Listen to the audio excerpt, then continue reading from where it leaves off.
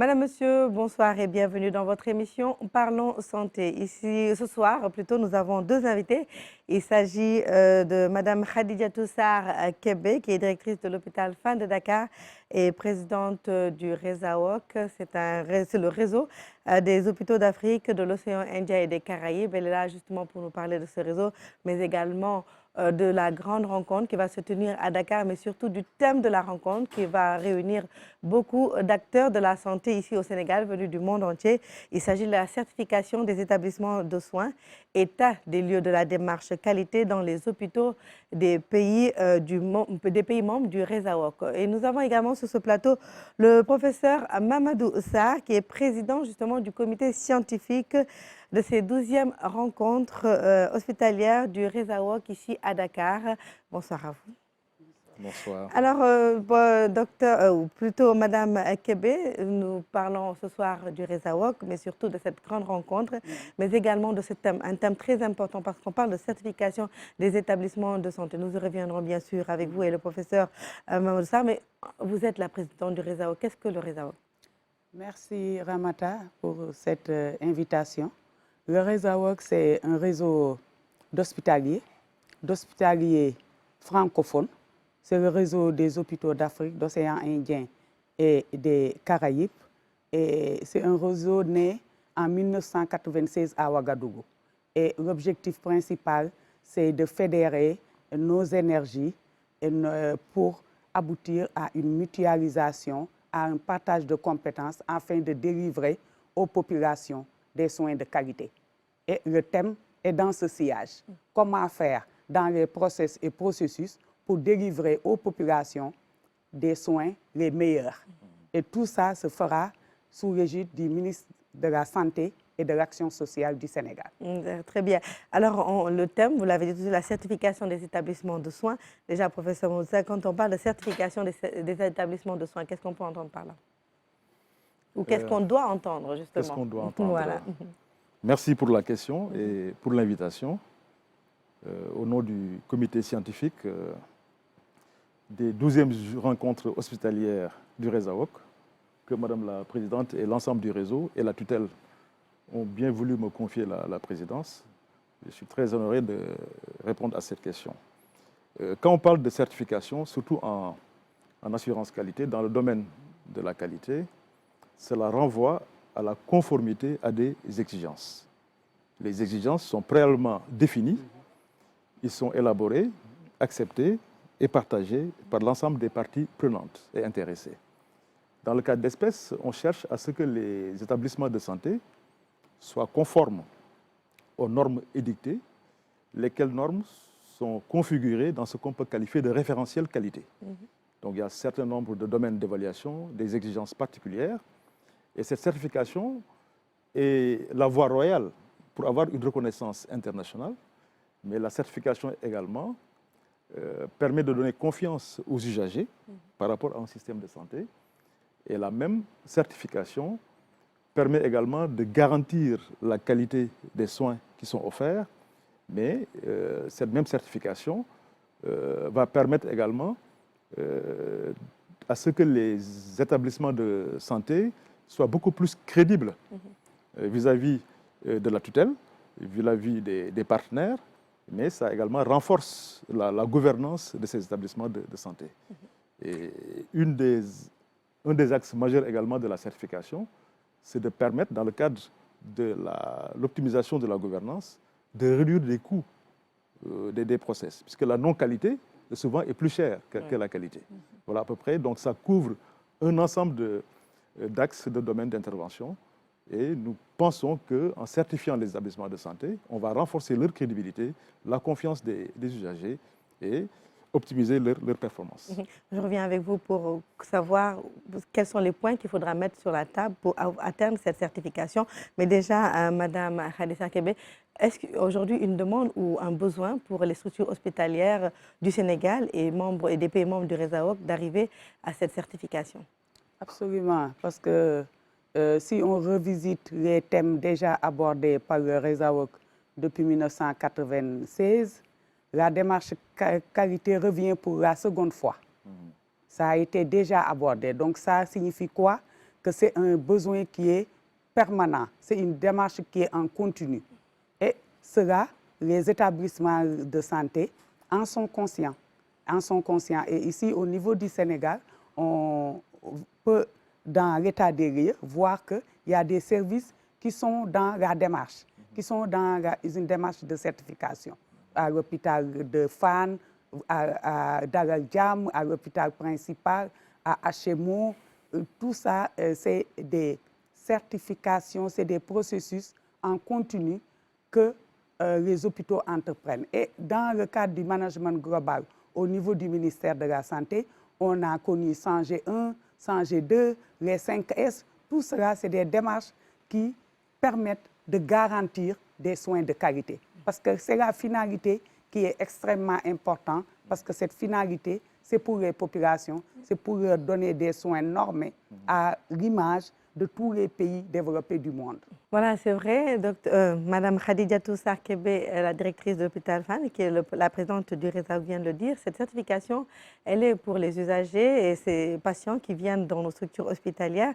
Alors, par rapport à cette certification aujourd'hui, qu'est-ce qu'il faut mettre sur la table ou bien qu'est-ce qui est déjà mis sur la table? Est-ce que c'est la qualité? Est-ce que c'est l'hygiène? Qu'est-ce qui est proposé justement pour cette certification? Alors, pour répondre à cette question, je vous remercie pour la question. La certification est adossée à un référentiel qualité qui couvre beaucoup de domaines d'évaluation, dont le cœur de métier des hôpitaux, notamment l'hygiène, l'accueil, l'orientation, la maintenance hospitalière, l'hôtellerie hospitalière, les prestations de soins. Mais avant d'en arriver à cela, on doit se souvenir que le Sénégal avait déjà institué la démarche qualité dans la réforme hospitalière depuis 2018. Ce qui a fait qu'on a eu des pratiques disparates dans le cadre de certification volontaire, dans un modèle de certification volontaire. Maintenant, il faut qu'on en arrive à un modèle de certification obligatoire ou institutionnelle, de façon à ce que tout le monde se réfère au même cadre normatif, institue des évaluations régulières pour garantir la qualité des prestations de soins. Beaucoup d'initiatives individuelles ont été menées, mais nous devons aller dans le sens de l'institutionnalisation de cette démarche de certification en adressant des questions prioritaires adossées à la politique nationale de santé. Si nous jugeons que la priorité, c'est au niveau des accueils et des urgences, on va faire le focus sur l'accueil et les urgences. Étant entendu que dans le cadre de ces 12e rencontres hospitalières, nous avons convié un ensemble d'organismes de certification au niveau national, au niveau régional et au niveau international. L'idée derrière, c'est de voir un peu analyser les apports que ces organismes de certification pourraient nous amener et nous, adossés à notre politique nationale, qu'on définisse nos propres priorités. Évidemment, nous sommes dans le cadre d'un réseau. Évidemment, les domaines prioritaires qui seront stabilisés au cours de ces journées feront tâche d'huile à l'échelle du réseau sur la base de normes dites minimales pour évoluer pas à pas vers des normes dites d'excellence. Donc nous allons visiter, analyser tous ces cadres normatifs en mettant le focus sur les aspects sur lesquels on a encore des besoins d'amélioration, puisque tout système finalement est perfectible. Voilà. Quand on parle de cette certification, aujourd'hui, quel pourrait être l'avantage de cette certification, bien sûr pour le personnel, mais surtout pour ces usagers, ces malades qui viennent dans vos structures hospitalières? Merci Ramata. L'intérêt d'abord, c'est d'avoir des produits finaux de qualité. C'est ça qui intéresse l'usager. Le patient qui vient à l'hôpital, il aspire à avoir les meilleurs soins. Donc ces meilleurs soins ne sont obtenus que dans une démarche validée et respectée rigoureusement. Donc c'est ça l'intérêt de l'usager. C'est aussi l'intérêt de l'entreprise. Parce que comme le professeur l'a dit, les coûts de non-qualité sont énormes et sont plus chers. Quand vous ne faites pas la qualité, un jour, il y aura un dégât qui va vous coûter des années et des années d'investissement. Donc l'entreprise, le personnel de l'hôpital et le patient ont tous intérêt à asseoir une démarche qualité pérenne. Et la tutelle aussi, le ministère de la Santé, déjà par l'érection de la direction qualité, et cela permet aussi d'avoir une harmonisation et une évaluation correcte de tous les process qui se font de part et d'autre. Donc ça aussi, le ministère gagne dans cette démarche. Moi, ce que je remarque en plus, c'est que je ne vais pas remettre en question l'expérience ou l'expertise de nos médecins dans les structures hospitalières. Mais aujourd'hui, ce qu'on déplore, et ce qu'on déplore depuis des années, et comme a eu à le dire le professeur, l'État a eu à faire beaucoup de démarches, mettre en place beaucoup de points essentiels pour justement l'accueil dans nos structures hospitalières. On a l'impression encore que c'est le problème de nos structures ici au Sénégal. C'est vrai que l'accueil, il y a beaucoup de sentiments d'insatisfaction des usagers. Donc cela aussi, il faut l'étudier. Il faut faire des enquêtes pour voir le niveau d'insatisfaction, c'est à quel niveau. C'est à partir du premier contact. Est-ce que c'est sur l'hôtellerie? Est-ce que c'est sur l'alimentation? Est-ce que c'est sur les soins? Etc. Donc, il faut faire des enquêtes de satisfaction et faire des analyses pour pouvoir proposer des solutions pérennes. Donc, ça, les autorités nous y exhortent. Dans le cadre de l'évaluation, de l'élaboration d'un projet d'établissement, on commence souvent par une enquête de satisfaction. C'est pour voir le niveau de satisfaction des usagers, surtout dans les services les plus cruciaux et sensibles, comme les urgences, comme la maternité, comme le laboratoire. Est-ce que les patients ont le résultat le même jour, 48 heures après, 24 heures après?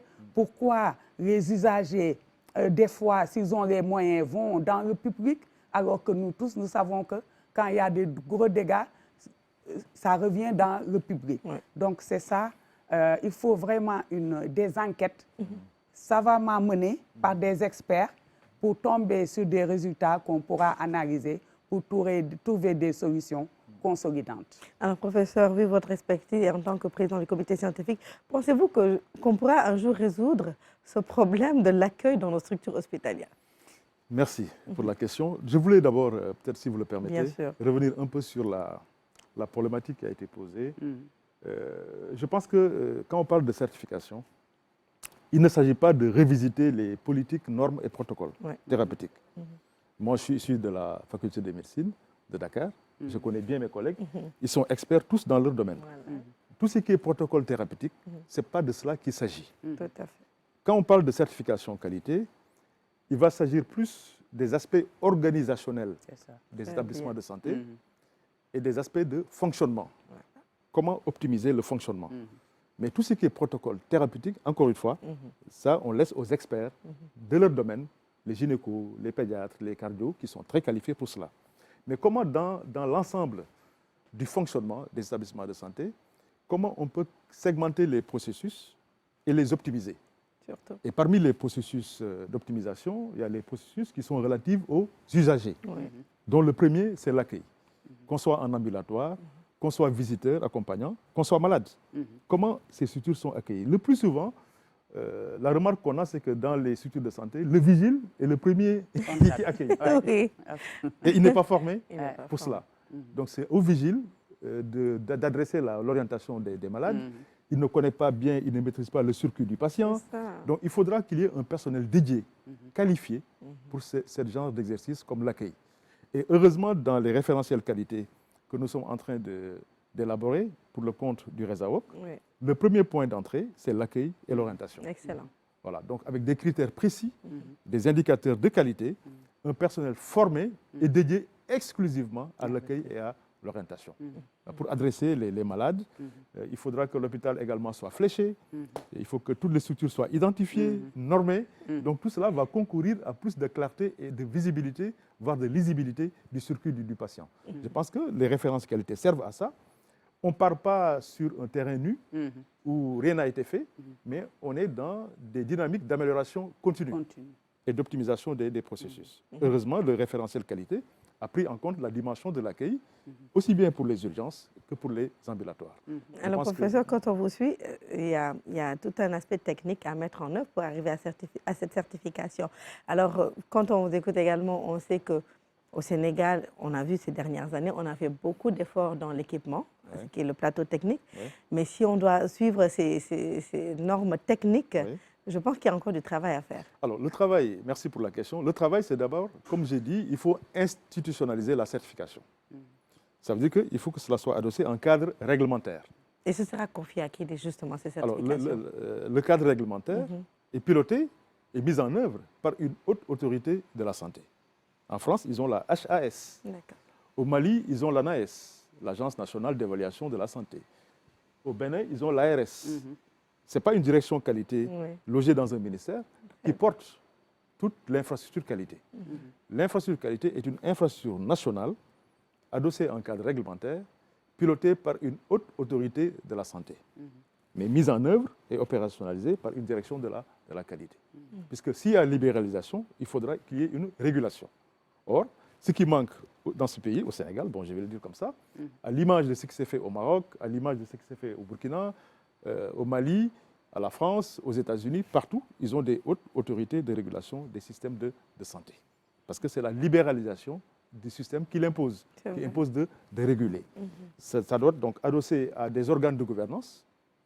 Et ces organes de gouvernance vont partir de la haute autorité avec des déclinaisons au sein des établissements de santé, sous la tutelle du ministère de la Santé avec sa direction. Donc il y a tout un ensemble d'organes de gouvernance à mettre en place, depuis la haute autorité jusqu'aux cellules qualité au niveau des établissements, pour avoir une démarche harmonisée au niveau national et pas qu'on est dans des démarches individuelles dans le cadre d'un processus volontaire. Ce qui est très bien et louable, mais il faudrait qu'on soit dans des processus dits obligatoires, certificatifs.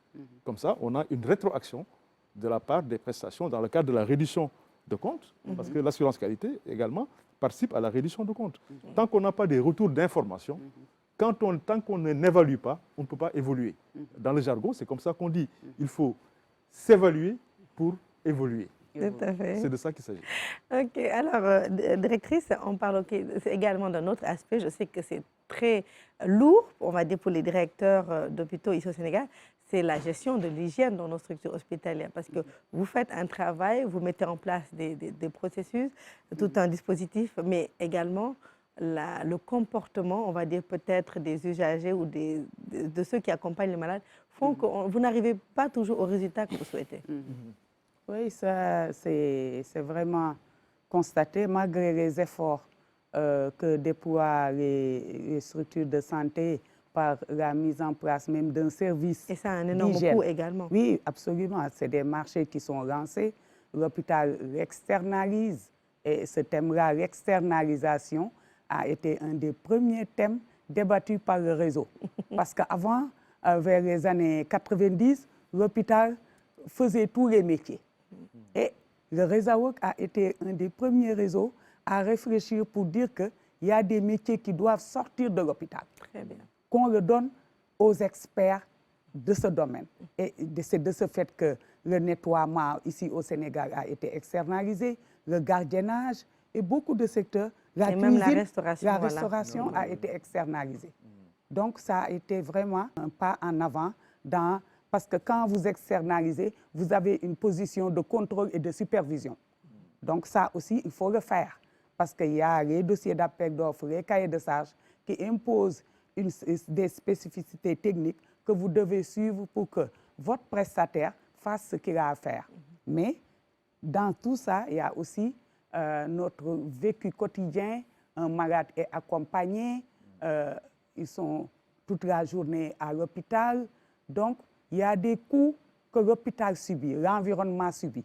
Et ça annihile un peu les efforts. Mais comme c'est des efforts en continu que nous devons faire, il faut c'est aux équipes de s'adapter à la situation et de conscientiser les accompagnants et les malades pour que, même s'il y a des déchets et autres, qu'on puisse l'organiser et que chaque déchet soit mis là où il doit être. C'est ça, vraiment, le challenge. Et je félicite vraiment au passage tous les agents d'hygiène qui sont au niveau des structures de santé, qui abattent un travail extraordinaire dans le cadre du maintien de la propreté, de la désinfection.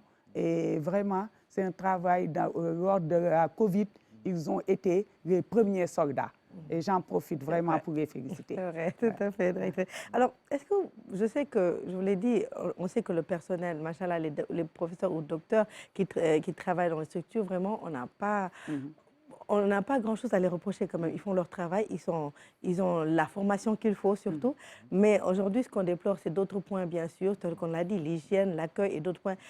En tant qu'experte et en tant que président du RESAOC, est-ce qu'il y a des points essentiels aujourd'hui au Sénégal, mis à part le plateau technique, sur lesquels vous pensez qu'on devrait insister pour le Sénégal et pour les pays membres du RESAOC pour arriver à cette certification? Moi, je pense, comme professeur l'a évoqué, il faut une harmonisation des démarches.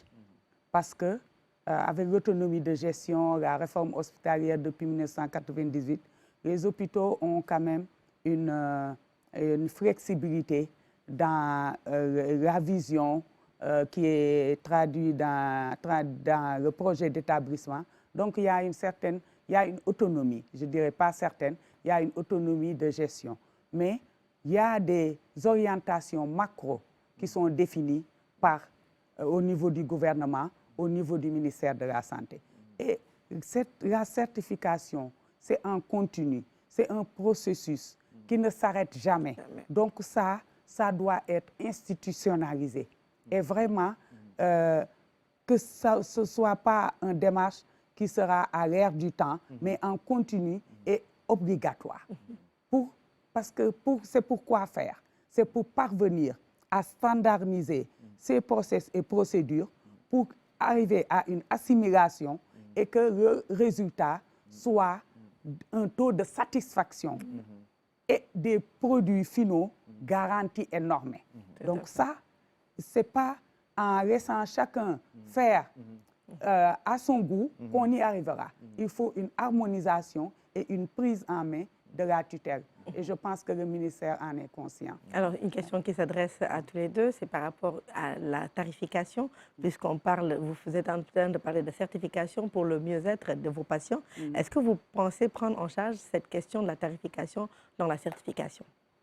La tarification, parce que vous savez que ça fait partie des critères où souvent, des fois, il arrive que les patients disent hôpital, oui, en fait, dans cet hôpital, les tarifs sont un peu élevés, alors qu'on parle hôpital, c'est public, pourquoi? Est-ce que vous pensez remettre en question la tarification? La tarification est contrôlée par l'État du Sénégal. La tarification est réglementée. Il y a un arrêté interministériel, il y a un plafond, il y a un plancher. Les établissements ne peuvent pas aller au-delà. Donc, tout tarif pratiqué dans un hôpital est un tarif régulier. Ça, il faut qu'on comprenne ça. C'est un tarif régulier. Le ministère de la Santé, les conseils d'administration d'abord, qui sont dans les hôpitaux, ne toléreront pas qu'un hôpital, un directeur ou un manager propose des tarifs au-delà de ce qui est réglementaire. Donc, la question qu'il faut poser, c'est comment faire pour que les hôpitaux recouvrent les coûts. Parce que les tarifs sont en deçà de certains coûts. D'où la comptabilité analytique que le ministère est en train d'implémenter pour définir le gap qu'il y a entre les tarifs imposés entre guillemets et le réel coût des prestations. Et ça permettra aux hôpitaux de demander des subventions d'équilibre pour dire que vous m'avez imposé des tarifs de 5 000 francs, mais moi, le coût de ma consultation d'un professeur d'université, c'est 15 000 francs, c'est 30 000 francs. Et le gap, qui va supporter ça? Donc, c'est une opportunité aussi, dans cette démarche, d'asseoir une bonne comptabilité analytique pour en arriver avec exactitude au coût des prestations. Et vous verrez que les tarifs sont en deçà des coûts pratiqués parce que l'État, quand même, nous donne des subventions d'exploitation. Mais cette comptabilité analytique nous permettra de justifier l'augmentation par une subvention d'équilibre. Merci beaucoup. Alors, l'émission tire à sa fin. Peut-être, professeur Mamadou Sarr, je rappelle que vous êtes le président du comité scientifique de ces 12e rencontres hospitalières de RESAOC à Dakar. Alors, le thème, je le rappelle, la certification des établissements de soins, état des lieux de la démarche qualité plutôt dans les hôpitaux des pays du RESAOC. Est-ce qu'il y a d'autres sous-thèmes que vous allez soulever lors de ces 3 jours, parce que ce sera 3 jours de rencontres avec beaucoup d'acteurs venus du monde entier? Merci pour la question. Évidemment, cette thématique centrale est déclinée en plusieurs sous-thèmes, mais toujours centrée autour de la sécurité des patients et de la qualité des soins. C'est le maître mot. Tous les sous-thèmes qui seront développés seront articulés autour de l'optimisation de la qualité des soins et de la sécurité des patients. Parce que nous avons voulu mettre le patient au cœur du dispositif de santé. C'est pourquoi d'ailleurs il y a un symposium qui va traiter, un forum, pardon, grand public, qui va traiter de la question de la qualité telle que perçue par les usagers. Parce qu'il faudrait qu'on ait le retour d'informations des usagers pour adresser la question de la qualité et de la certification. Le premier sous-thème a trait à ce qu'on peut qualifier des organismes internationaux, régionaux ou nationaux de certification qui vont nous expliquer un peu quel modèle de certification est beaucoup plus en accord avec nos ressources limitées. Est-ce qu'on va aller dans des modèles contraignants de certification volontaire ou beaucoup plus obligatoires? Un deuxième sous-thème est relatif aux normes applicables, aux procédures de certification, aux organes de gouvernance, tels qu'on l'a dit, avec un retour d'informations de la PHP, hôpital de Paris, de la HAS, la Haute Autorité de Santé, du SOAC, qui est le système ouest-africain de l'accréditation, et d'autres organisations à vocation similaire, qui vont venir nous dire quelles sont les meilleures procédures et les meilleures manières de procéder pour arriver à cette certification. Un autre sous-thème a trait à ce qu'on peut qualifier des outils numériques, des indicateurs de performance de la qualité. Comment, à partir des outils numériques, on peut disposer d'un ensemble d'indicateurs de pilotage du système pour améliorer en continu le système avec des plateformes digitales pour avoir une vision à 360 degrés de l'hôpital, ce qu'on qualifie des logiciels de gestion intégrée, où on voit toutes les dimensions de l'hôpital, de l'occupation des lits jusqu'à l'accueil et des systèmes d'information intégrés. Et il y aura un autre sous-thème également qui va traiter des institutions de formation dans le dispositif de certification. Comment mettre en synergie, les institutions de formation et les réseaux des hôpitaux pour créer la synergie d'action et optimiser l'offre de soins. Et un dernier sous-thème, je pense que globalement, c'est des événements satellites sous forme de workshops pour un peu aider à ce que les gestionnaires de la qualité maîtrisent les outils de gestion de la qualité. Mais nous aurons également une table ronde, des symposiums, beaucoup d'activités diversifiées autour d'une thématique centrale. Très bien. Et ce qui a été positionné également dans le programme scientifique, c'est beaucoup de retours d'expérience, de bonnes pratiques à l'échelle internationale qui nous permettra, nous, de dresser, in fine, une infrastructure nationale de la qualité dans une réunion dite technique qui sera présidée par la tutelle, notamment le ministre de la Santé, pour qu'enfin qu'on puisse définir un cadre réglementaire national de gestion de la qualité, qu'on puisse définir une infrastructure nationale de la qualité, que nos référentiels soient acceptés, validés par également d'autres organismes normalisateurs comme l'Association sénégalaise de normalisation, mais également par le SOAC, qui est le système ouest-africain d'accréditation, qui est une émanation de l'UEMOA pour ces questions-là. Voilà. Merci beaucoup, professeur Mamadou Sarr. Juste deux mots, Madame Kébé, juste par rapport à cette rencontre. Quelles sont vos attentes en tant que présidente du RESAOC? En tout cas, je félicite déjà le comité scientifique parce que le programme scientifique qui a été proposé est de haute facture. Et ça, on le doit au professeur Mamadou Sarr pour son engagement et à tous les professionnels qui composent le comité scientifique.